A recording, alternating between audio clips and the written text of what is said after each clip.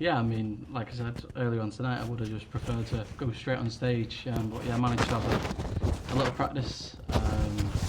But yeah, another nightly win for the tally. And you took out some really big, important finishes tonight. The 1-4-1 against MVG and that 1-4-6 in the final. You must be thrilled with those. Yeah, obviously taking out any big shot it's always a good feeling, but obviously the one against Michael was probably the biggest shot I've hit this year. But yeah, just like I said again, Michael, it's good to see he was battling on again, and then obviously to get past Johnny and past Luke. Yeah, I think it sets the next 2 weeks is going to be very interesting, and yeah, I'll be watching along. Survived a match start in the final, but my goodness, what a last leg you produced. Yeah, I mean, I've said it for many years. Even when I was on the JDC, I always back myself for a last leg decider. I just say to myself, it's just do or die. You've got to hit it, and that's what I've done. Again with Luke, same as last week. His worst leg was that last one, but yeah, another nightly win. And just finally, of course, it is a record equaling 6th nightly win. But how important is it to you, because you've already qualified for finals night, to have that bit of history to chase, to kind of keep you interested and focused? Yeah, I mean, obviously, since I was qualified, I was just playing with a bit of fun, but obviously wanting to get these nightly wins, and that's what I've done the past 2 weeks. And yeah, obviously I want to go chasing for next week or even in Sheffield. But yeah, I'll be a bit annoyed if I don't get either the 1 or 2.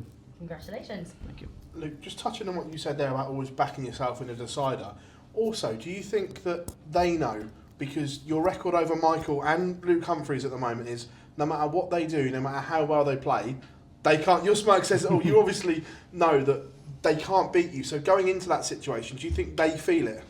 Yeah, I think obviously beating them numerous times in last leg deciders over the years, obviously it helps me, but also, like you said, it might be in their head that, yeah, hang on a minute, it's me against Luke Litter in another last leg decider, and yeah, I might already have one over them before starting that last leg. But yeah, ever since the JDC days, I've always backed myself, and yeah, I think I produce really well in a last leg decider. Not only are you world class at this sport, but like you said there, the fact that you've potentially got something over other elite athletes as well before they've even thrown a dart, that must be a great feeling. Yeah, I think even obviously if you beat them comfortably or if you beat them in a last leg, it's always on the mind. Obviously the record with Gezi, it's a pretty one. And obviously me and Luke beat each other all the time, me and Michael. But yeah, obviously if I get these wins over everyone week in, week out, then obviously it gives me a lot of confidence, and then when they next face me, they've got to produce even better.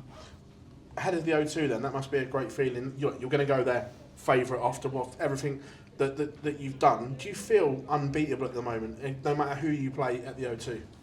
Yeah, I think I'm playing very well. Obviously the last 3 weeks have been wins, and yeah, that's all down to me and just the right preparation. I can say when I've been at home, I've not been practicing, but yeah, that's just what I do. I'll turn up here and have a few hours, if that, and just produce it on the stage. Thank you. Luke, to end the streak of Luke Humphries here in Leeds, does that make it extra special tonight? Yeah, I knew obviously as soon as he won that semi-final, obviously he's in the final again, and obviously he's not losing here. But I said to him after, you're in a great position now, you're back in touch, and yeah, I said to him, keep going. Do you feel over the last few weeks you've let your darts do the talking in terms of silencing these crowds, obviously Liverpool and tonight in Leeds? Yeah, I mean, I think it's always going to come, and this is what I've got to do, just keep winning, and eventually hopefully they'll get bored of booing me because nothing's really working.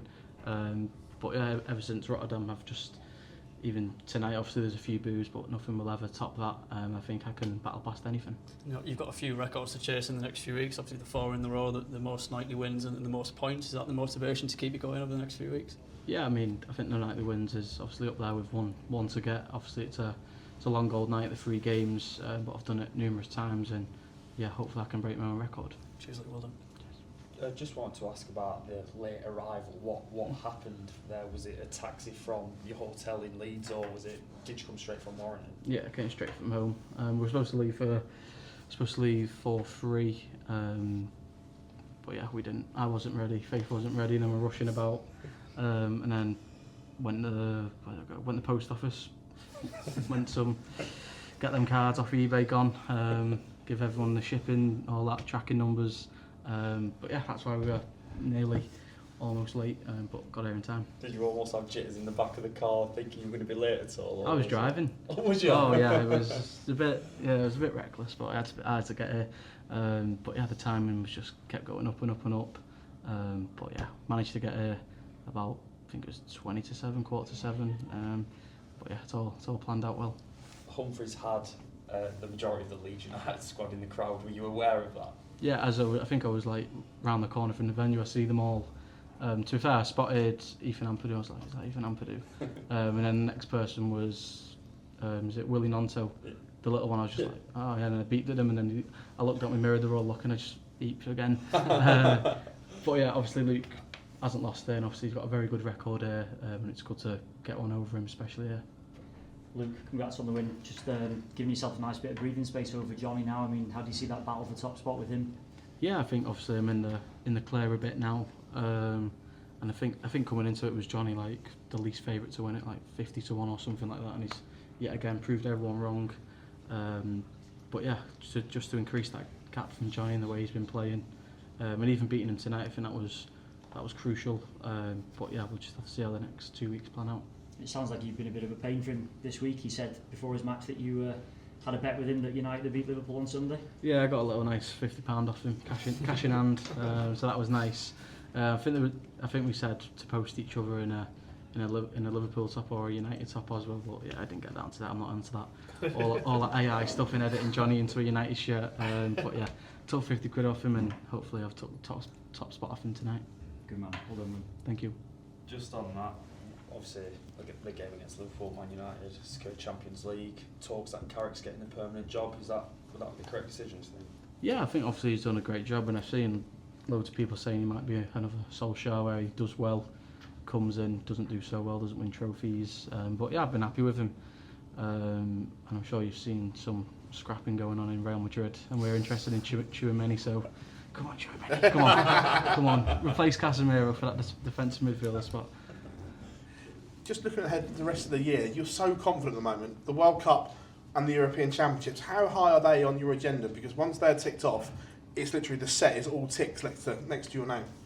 Yeah, I think I've said it in recent weeks. Obviously, once it comes around, that's when you properly focus on it. But yeah, they're obviously the last two that I'm chasing to tick everything off. But yeah, I think me and Luke, we confirmed it in, I think it was maybe Rotterdam, like we were both playing. I think he asked me if I was playing because he really wants to play with me again. But yeah, hopefully we can not get the Germans again in our first game, because obviously they have a warm up. But yeah, I think we're both up for it.